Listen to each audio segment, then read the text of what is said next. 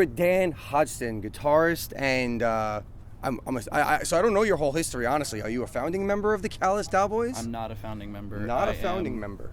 No, not a founding member. I joined the band in 2022.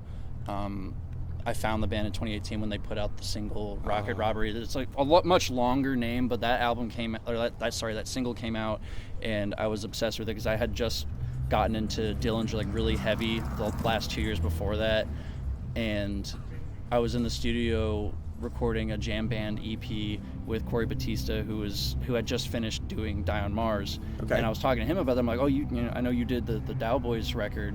He's like, yeah, do you want it? And he gave it to me like 6 months early or something like that. Wow, that's awesome. So I was listening to that like fucking nonstop back in, probably that had to have been 2019. Because I remember our EP, the jam band EP, was about how cool and awesome 2020 was going to be. And then you know.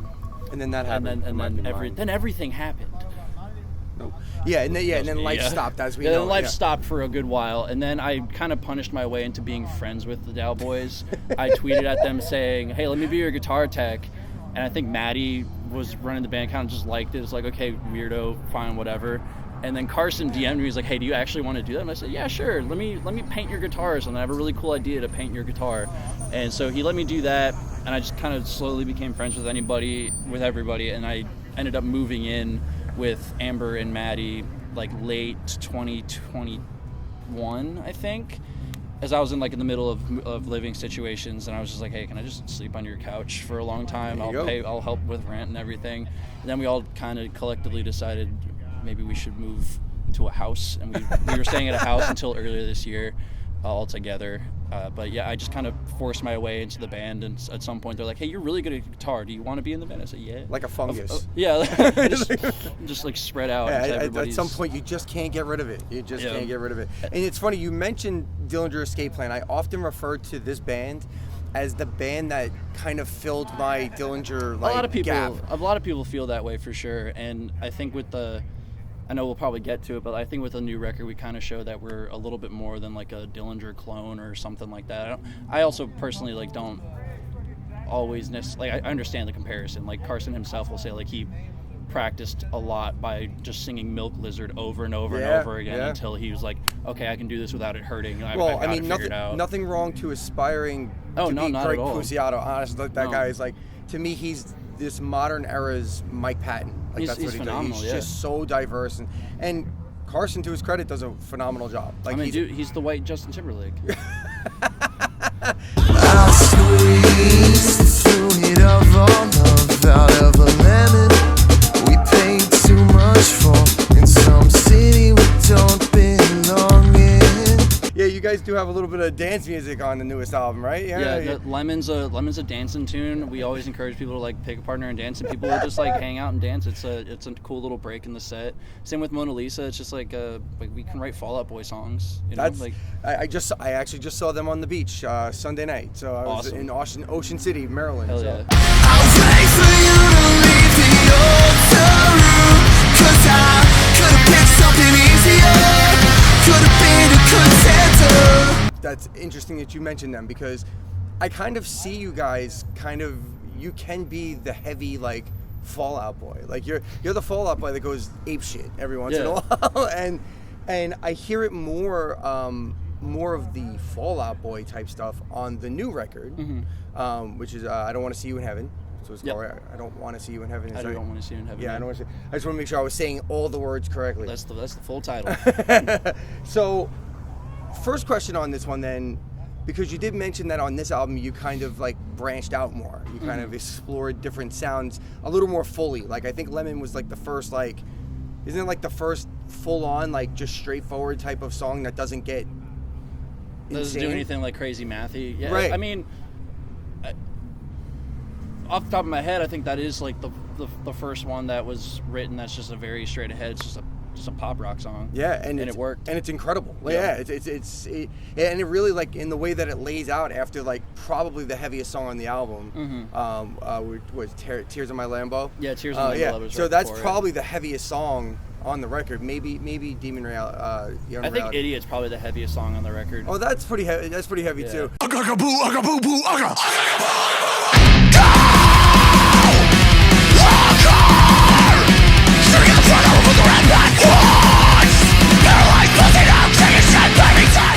I mean, it throws you off with that little tribal. How has that been going live? You've been playing that live? People, it's so funny. They get like startled by it. I feel like they know it's coming, and then when Carson, he's just like, repeat after me, and he goes the Ugga Ugga Boo thing, and then they're like, they can't keep up to the, because we're on a click track and everything, so but they can't keep up with it. But it's really funny because their eyes go wide, and then the song kicks off. I can't wait to It's see really that now. funny. I'm looking forward to that. It's like I'm gonna be paying attention now. I'm gonna make sure I get like That's camera on the audience for that. Hands down my favorite crowd participation moment, other than when we started playing Mona Lisa, everyone started singing the intro synth line. At first I didn't know what that sound was. I'm like, oh, that's just the tracks. And then I like look out and I see everyone's like, whoa, whoa. Yeah. And they're all singing like that. That's really cool. It like put such a big smile on my face when I first like realized that's what people were doing every night. I mean, it's a good album. It's right now. Thank you. It's fighting in my head for my favorite album this year. Thank It you. was my favorite album this year until BT Bam's new album came out, and then I still need to finish the singles they put out for it. I'm like, oh my god, the album is the boys are back. stellar. Like Boys are back.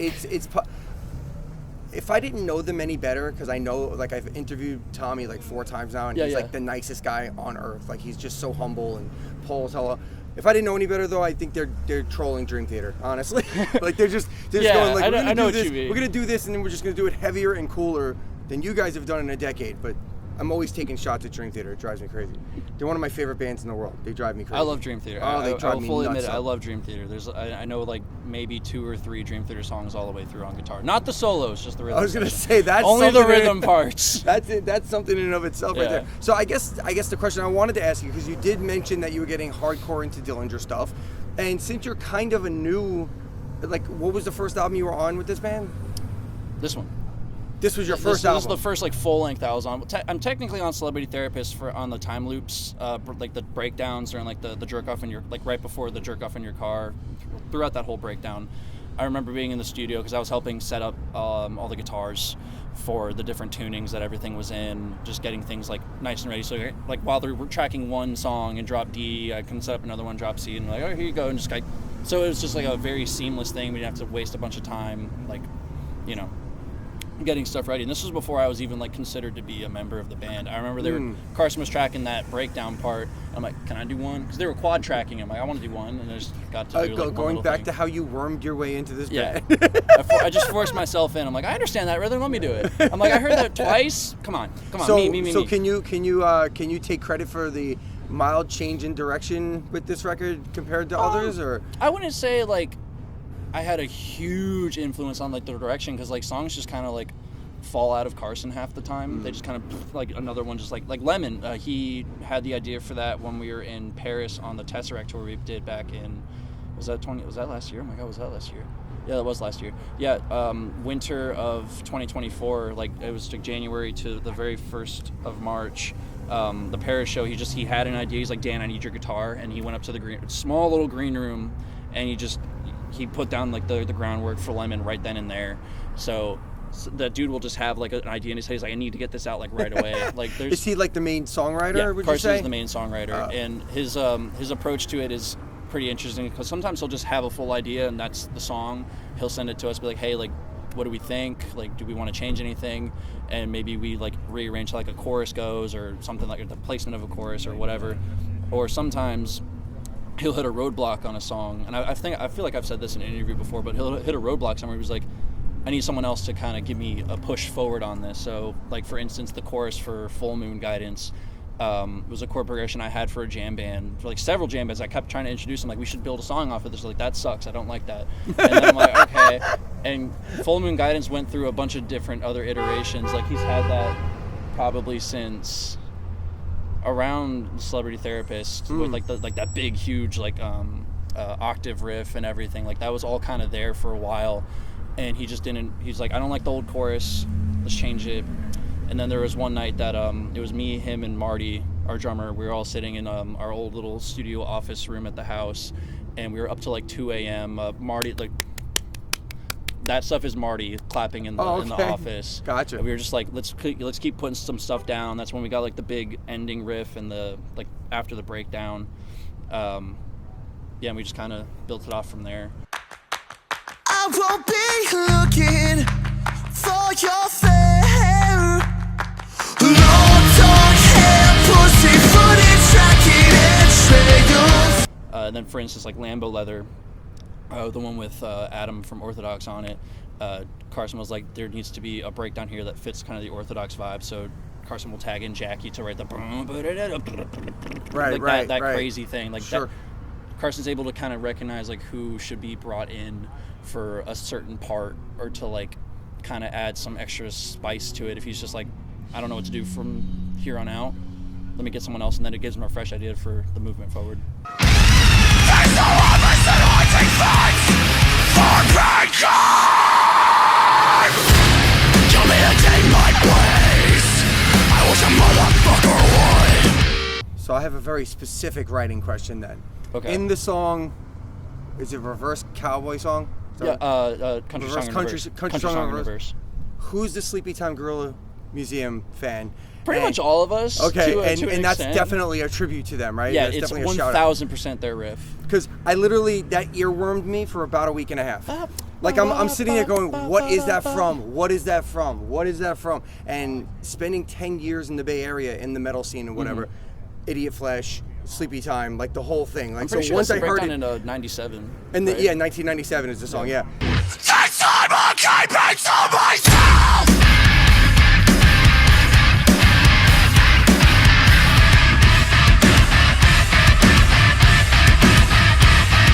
I want to think, come out. Come out.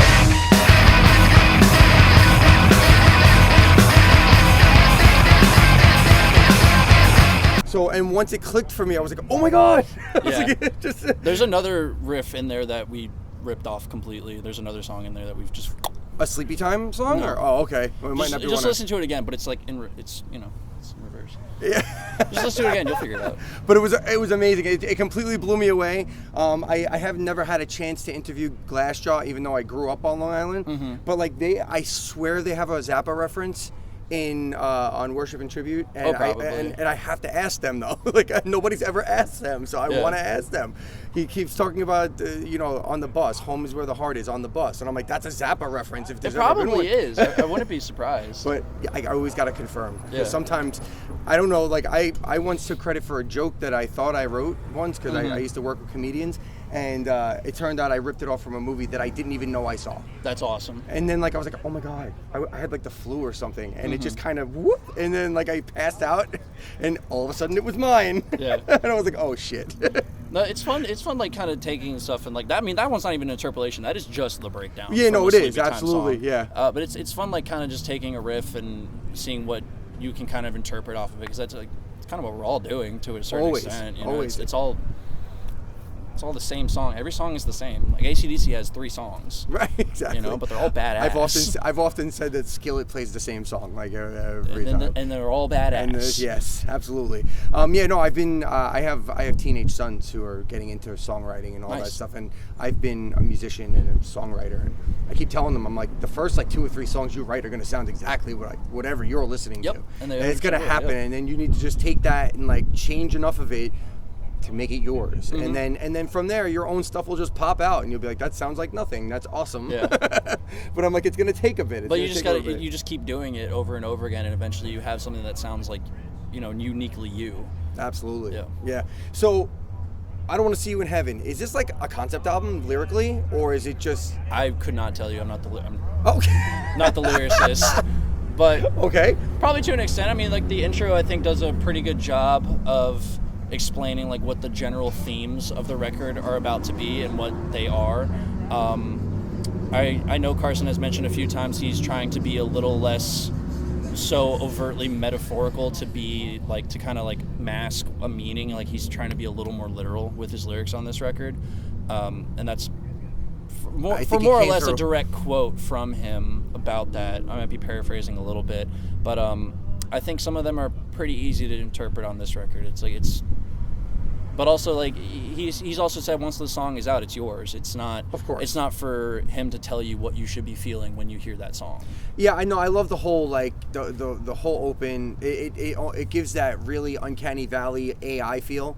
which Sure. I can't imagine you guys actually No, use it's AI. a friend of ours. But that but we it did for the definitely voiceover. sounds like the kind of weird, like if you ever come across like a creepy video on TikTok, it's got that kind of feel. Yeah, That's what it, it feels like. it almost it feels like it's coming through a speaker at like a museum. Yeah, like yeah. Every time you press play, it's going to sound exactly the same. It's going to be just that robotic like recording voice where he's almost like, I think Carson probably instructed him to sound like kind of weirdly as soulless as possible with it, because it's just like a introduction to an exhibit, because that is kind of the concept behind the record. You flip over like the like a vinyl cover of it, you'll see how the museum is laid out too, for every individual song as its own piece. Oh, I didn't see. Yeah, I haven't gotten the vinyl yet. Yeah, once you get So, the vinyl, flip it over, you'll see the museum right there. I'm gonna get it tonight probably Yeah, when we're inside. How many like headline tours has the Callous Daoboys done? This is the first one. This is the first full U.S. headliner. We've done, Gotcha. little runs around like festival dates or like, one-off shows while we're on another tour. But this is the first legitimate like U.S. headliner. It's us. It's not just up like the East Coast or Right, something. right. It's not out to a festival in Texas and back. It's, right.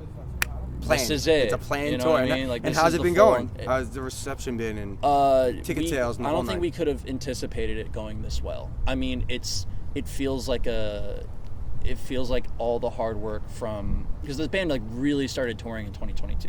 That was the first time we went on a US tour with Greyhaven, and then right after that we went out with Avatar, and then we just kind of kept like falling in line Just after keep that. going, More yep. and more stuff kept getting thrown at us. So this feels like a victory lap almost. It Nice. feels like everything's actually paying off, and it felt that same way when we were in Europe just this past time when we played Arctangent Fest again. And that little run around that had some headlining shows like in Germany and the Netherlands and mainland Europe and also the UK. And the one UK show we did, the one London show we did was at Fighting Cocks, which is like a 100 cap room, like it's a little dive bar. And the wait list on that, like they told us the wait list was like 300 something fucking people. I'm Wow. just like, Where is that? What country? London. It was in London. London. It was in Wow, the that's UK. awesome. Yeah, That's and cool. it's just unbelievable to like They even appreciate get their metal word. over there. They really do. Oh yeah, but it was crazy to like get word that's like there's that much demand to see us.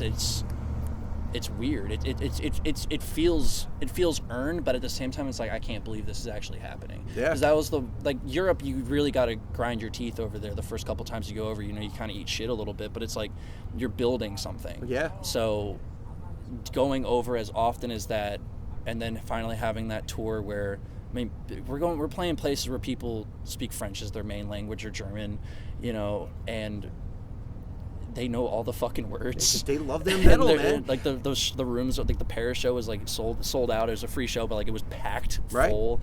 It was fucking unbelievable. And now we get to do the same thing over here. Like this feels like a victory lap. It just feels like it's paying off. It feels incredible. All the shows have been fucking insane. They're selling out, and like if they haven't sold out before, they're selling out when we walk through walk-ups. Tonight we got upgraded to the upstairs room at Preserving. We haven't got to play that yet. It's so exciting. I was here. That's an understatement. I don't know if I have the right vocabulary to like fully express how. Well, I great mean, it feels. I can be the judge, and when I make this video and I do the intro, I'll tell you. Like I saw BT Bam here in May with Protest the Hero, and they didn't pack this room. They did well, but they didn't pack the room. Like there was plenty of room. So we'll see. I'll hit the front of this and I'll be like, oh, I don't know what sellout looks like here. I don't know if it's like if you're crammed in or what. I don't know what it looks like.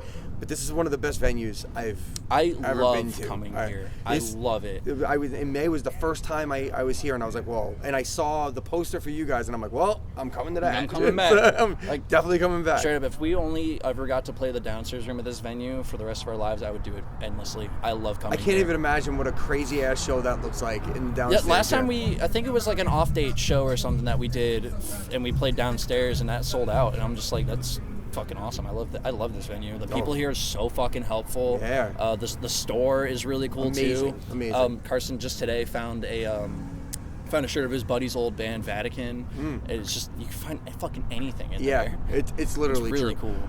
Preserving. They're not paying us. I'm not making any money off of Preserving this. Underground, bro. I love this place.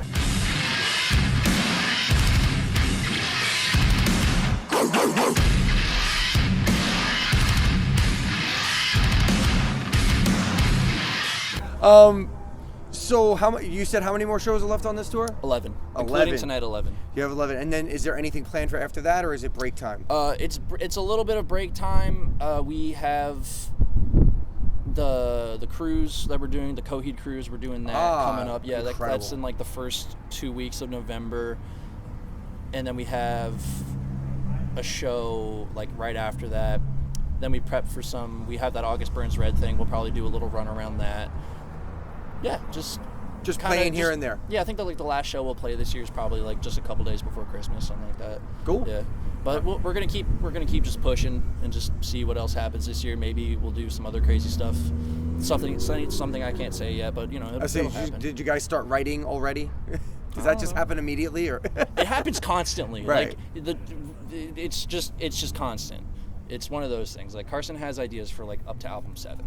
Probably 9 now. He said album 7 when Die on Mars was still out. So I guess the question is now, because I did see, I was going to end, but now I have another question that popped in my head. So I did see like the numbers like went up like in terms of monthly streams and stuff. Like you guys are almost at a Dillinger level at this point in terms of the monthly streams. So like, is this the type of, I don't want you to get too personal, but is this like the type of thing that like, does this pay your bills? Do you live off this gig or? Almost. Really close to it. You guys are really getting close there. to it. I also work on the other side of like this industry. I do production work, so like live sound, staging, lights, everything. I do that. It's a family business. I work that.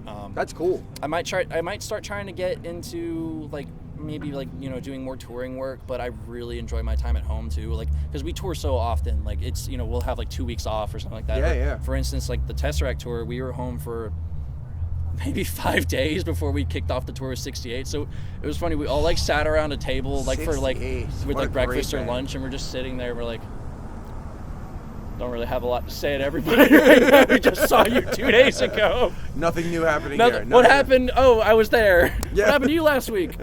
Flu? Me too. We were in Europe. Remember that? We were in Europe yeah, in the cold. No, it's one of those things. Like I really enjoy my time at home. I love being with my family. I'm thankful to live like near my grandparents, and soon hopefully be living near my brother and my niece, and that'd be awesome. really, really cool. But this is it's like this close. It's like this close to being our thing, like forever. So like you're this close to earning a legit break then from the whole. I think so. I think it is. I think it's right around the corner. But I'm also kind of a workaholic. Like if I'm at home not doing anything, I start going stir crazy. And once I get home from this, like it's season down where I'm at, so it's right back to work. We work in events and setting up stages and sound, whatever you name it. We do that. Shouts out Ken Hodsdon, Southwest Florida Entertainment. Absolutely. He's the reason I do this at all. Like he just is.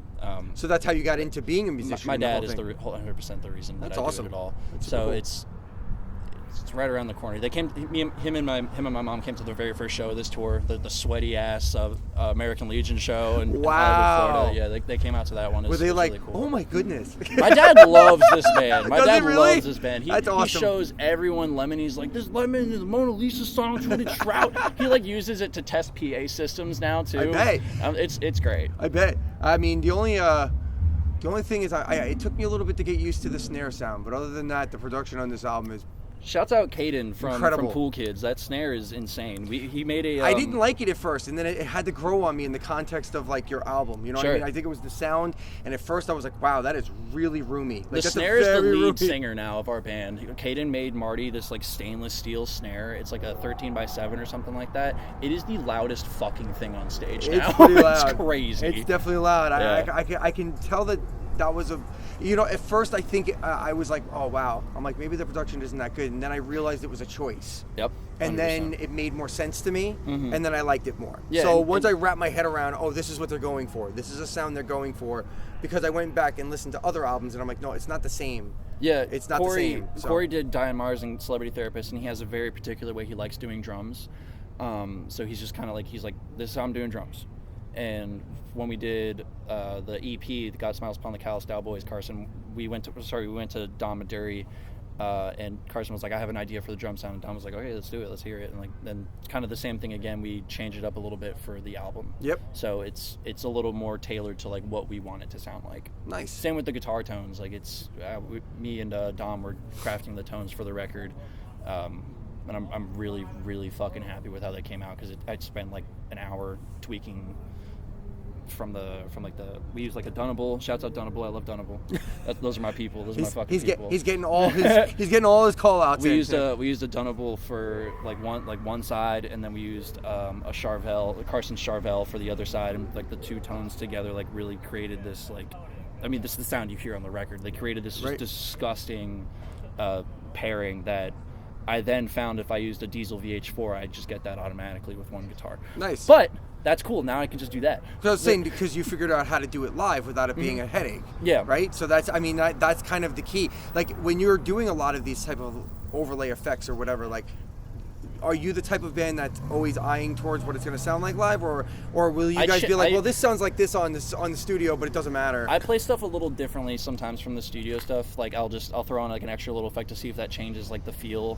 For instance, like the song Sunspot from Die on Mars, I put on like a really crazy heavy reverb and delay with pitch effects for like the very last big chorus moment, and that's not on the record at all. And some stuff, I keep most everything the same for the new songs, because I'm like, there's not a lot to like change up just yet, because they're still so new, so I'm going to play them as they are. Right. And as we like move on, maybe I'll add like a slight chorus effect or a phaser here. Is this like a boredom thing? Is it like no? It's like what if because it's not to like toot my own horn or anything, but I've started seeing people like analyze how I play guitar, and they're like, we did this differently this night as opposed to this night. I'm like, all right, well now I'm gonna make it confusing for you guys. Because here's what happened. So you went and ventured into you're nearly progressive metal. Like, you have a lot of progressive elements, like mathcore. I guess that's what you're. I hate the subgenre thing, but that's what. Sure. That's the first. That's the first thing that pops up for you guys is mathcore. So I'm like, okay, great. So mathcore is inherently progressive in my mind. It absolutely is. But like, so of course you're gonna get some prog fans, and those people are the worst. I'm a prog fan. I am the worst. No, they're not the worst in terms of personality. I think they're great, but in terms of if you start doing something different, they'll be the first to be like, dude, why did you start playing this way instead of this way? And like, I'm a singer, so I don't pay attention to that shit. I love overanalyzing gear and equipment and like playing techniques, or like, you played it differently this time, like you did it like this way instead. Like, I overanalyze like every guitarist I've ever admired. I overanalyze the shit out of them. So who's your favorite guitarist? Who's like your go-to? My favorite guitarist is Wes Borland. Wes Borland and the guys from Korn, like Monkey and Head, like they're just. I was asked this the other night by one of the guys in Unity, and it's just that's those three guys are like the reason I play the way I do and the way I perform the way I do. Also Darren Malakian, just in terms of like stage presence, like there's just something about the way those guys like performed and like played. They're the fucking blueprint, man. Like, especially Wes Borland. I'm still hunting down his Yamaha signature. My buddy in Florida just got fucking two. Somehow. I'm like, man, that's not fucking fair. You can't have two. I'm like, we can buy one. He's like, when I decide to sell it, I'll let you know. I'm like, fuck you, man. You don't need two. I'm gonna sit on it for a decade, so it's twice as expensive. Asshole. But yeah, those guys are like the reason I play the guitar the way I do. Just I don't particularly like Limp Bizkit, but I do have a lot of respect for Wes Borland. That guy was a riff master. I'm not a Fred Durst guy. Me and my kids always talk about it all the time because they don't get. Man, listen to Clunk. See, Clunk is like one of the greatest. Well, here's the thing: they don't get the Limp Bizkit thing because they get the 25 years later post-mortem, right? So when they've more or less been relegated to Nookie, and that's it. Sure. Right? But like, I'm like, listen, that first album. Make no mistake, that was a fucking bomb. Yeah, like that was a banger of a record when that came out. In fact, if I would have been killed when that album came out, I would have died thinking that Limp Bizkit was the best metal band going. I was like, that shit hit so hard. So yeah, I get that. And then Korn, obviously, you can't touch those guys. That's incredible. So if one day you get out in the blue before the burnout, I'll swim upstream again. Show you all the hooks in my mouth. Look at how colorful I can be. Well, Dan, I'm going to let you go because I've kept you for about 25 minutes at this point. But yeah, good luck with the rest of the tour, man. I can't wait to see the show tonight and awesome. And the album. You'll have to watch Redbeard videos to see if you're the #1 album of the year. I hope I am on Redbeard videos. Yeah, there you go, man. Thanks. Thank you so much, Chris. Appreciate it. If you need someone to hold the glass, will you